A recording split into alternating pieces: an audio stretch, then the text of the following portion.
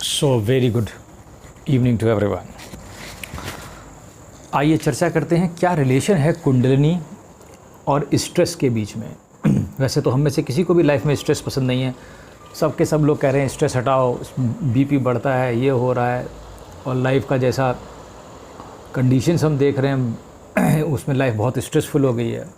BP बढ़ता है, heart attack आ रहे हैं, शुगर हो रही है, मतलब लोग टेंशन से परेशान हैं और उससे दुनिया भर की समस्याएं पैदा हो रही हैं। दिमाग थका है या साइकोलॉजिकल डिजीज़ हो रहे हैं। पर क्या कोई लाभ भी है स्ट्रेस का? देखिए, मैं आपको सही बताता हूँ कि कुंडलिनी के अवेकनिंग में या तुम्हारी सेल्फ की अवेकनिंग में स्ट्रेस इज़ अ मस्ट। ये मैंने अब तक एक्सपीरियंस कर लिया है। बगैर स्ट्रेस के, क्योंकि मेरी लाइफ बहुत ज़्यादा स्ट्रेसफुल रहती है, अक्सर मैं देखता हूँ, ठीक है। और मैं ये भी देखता हूँ कि उस स्ट्रेस से ही कुंडलिनी ऊपर बढ़ रही है। जितना स्ट्रेस है उतनी ज़्यादा बढ़ती है ऊपर को। तो इसका मतलब जब आपका अवेकनिंग है या आपकी कुंडलिनी बढ़ानी है, ऊपर उठानी है, फेंकनी है उसको, तो आपको स्ट्रेस झेलना पड़ेगा।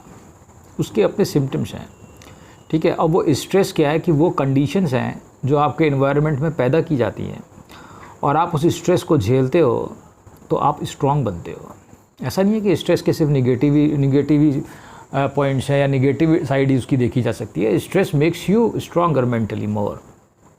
वो आपको मेंटली स्ट्रॉन्ग करता है, ठीक है। पर मैं ये नहीं कहता हमेशा स्ट्रेस में रहो। उसके फेजेस होते हैं। उसमें कुंडलिनी में जब चलेगी कुंडलिनी तो वो फेज़ के हिसाब से चलती है। किसी फेज़ में आपको स्ट्रेस रहेगा, किसी में आनंद रहेगा, किसी में स्ट्रेस रहेगा, किसी में आनंद रहेगा। तो क्या करते हैं, अगर आप वास्तव में एक योगी हो आप, या कोई रियल मतलब नॉलेज गेन करने वाले आदमी हो, तो आपको उसी हिसाब से एनवायरनमेंट में स्ट्रेस भी फेस करना पड़ता है।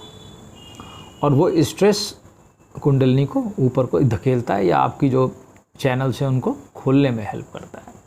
ये कैसे होता है इसको भी समझ लीजिए। जब ज़्यादा स्ट्रेस होगा तो आप परेशान होंगे, तो आपको अक्सर दिमाग में विभिन्न किस्म की अवस्थाएं मिलेंगी। किसी दिन हटाओ ये नहीं करना, कोई किसी दिन इसको फेंको उसको फेंको, तो उन सबको आप कंट्रोल करने की प्रैक्टिस करोगे। एक तो माइंड कंट्रोलिंग इससे होती है, ठीक है। आज ये करने का मन नहीं है, आज ये करने का मन नहीं है, आज ऐसा नहीं वैसा नहीं, पता नहीं तरह तरह की विचार आते रहते हैं, ठीक है। दूसरी चीज़ ये है कि जब स्ट्रेस ज़्यादा होते हैं तो आपको नींद नहीं आती, तो आपका ब्लड प्रेशर और हार्ट बीट थोड़ा बढ़ जाएगा। ये नेचुरल सी बात है।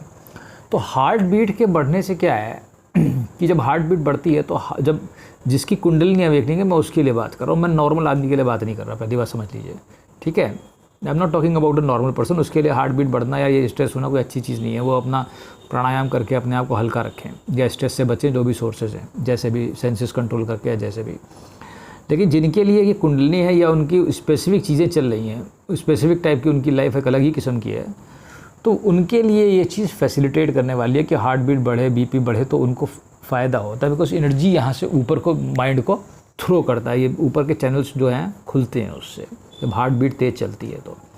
लेकिन ये एक अलग किस्म की हार्ट बीट होती है, ये एक अलग किस्म की फैसिलिटेशन है एनर्जी चैनल्स का, ठीक है, जिसमें कि वायु या प्राण वायु भी मदद करती है, या तरह तरह की जो बॉडीज़ में वायु है 10 टाइप की, वो भी सब हेल्प करती हैं।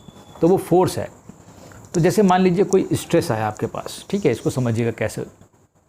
तो जो लोग कुंडलिनी या जागरण करते हैं, जिनकी नाड़ीज डेवलप हो गई हैं थोड़ी सी, ठीक है, तो आप जैसे ही आपके पास कोई स्ट्रेस की चीज़ आएगी तो आप जल्दी घबराने लगते हो। इसमें ऐसा होता है, ठीक है। आप क्या होगा, आप जल्दी घबरा जाओगे। तो घबराहट में क्या होगा, आपके एब्डोमेन में एक स्पेसिफिक टाइप की मूवमेंट होगी नाड़ीज़ की, ठीक। और वो जो नाड़ीज़ का मूवमेंट है वो वहाँ से आपको ऊपर तक पूरा परेशान करता है, या ऊपर तक वो आपको हिलाता है, एक किस्म से आप कह सकते हैं। तो उससे क्या है कि होगा सब कुछ एब्डोमेन में ही, ठीक है। कंट्रोल सारा एब्डोमेन या नाभि से ही होता है इसका। जितनी भी नाड़ियाँ चलानी होती हैं, दिमाग में कितनी भेजनी है, वो सब नाभि से ही कंट्रोल हो रहा है आपके, ठीक है। वहाँ से जब भी आप किसी चीज़ को एब्जॉर्ब करोगे, होने को तो बॉडी पूरी एब्जॉर्ब करती है, पर माइंड से जैसे ही किसी चीज़ को ज़्यादा ग्रहण करते हो, ज़्यादा स्ट्रेस है, तो वो एब्डोमेन में जाता है वो चीज़, ठीक है। और वो एब्डोमेन से ऊपर को थ्रो करती है फिर। तो उससे आपको थोड़े समय के लिए लगेगा कि आप बहुत परेशान हैं, या एक फेज़ आएगा आपका, अरे यार ज़िंदगी बेकार है, ये ऐसे है वैसे, ये सब चलता रहता है उसमें। तो ये इस तरीके से, तो नाड़ीज़ क्या करती हैं, उससे फैलती हैं जब आप स्ट्रेस आपका एब्डोमेन एब्जॉर्ब करता है। ये बड़ी अजीब सी बात है कि आपका स्टमक, मैं कह रहा हूँ कि आपका एब्डोमेन में सब होता है, और मैं बता दूँ सब कुछ वहीं होता है, वहीं से सब कुछ ऊपर को जा रहा है, ठीक है। तो ये कहना कि स्ट्रेस, नेचुरली हमें स्ट्रेस से बचना चाहिए इन नॉर्मल लाइफ, और अगर हम कुछ ये सब नहीं कर रहे हैं, लेकिन अगर आपकी कंडीशंस वैसी बनाई गई हैं तो एक तो आपको मेंटली स्ट्रांग करेगा स्ट्रेस, ठीक है, दूसरा आपकी कुंडलिनी में फैसिलिटेट करेगा एनर्जी चैनल्स को खोलने में स्ट्रेस, ठीक है। तो इस चीज़ का देखेंगे, लेकिन ये सिर्फ योगियों के लिए है। आम आदमी को तो चाहिए कि वो स्ट्रेस से बचे, सेंसेस को कंट्रोल करे, प्राणायाम करे, रिलैक्स रहे, और जो देख ले क्या क्या चीज़ों से स्ट्रेस हो रहा है, उन चीज़ों को छोड़ते जाएँ आप, वो ज़्यादा बेहतर है, ठीक है। चलिए, थैंक यू।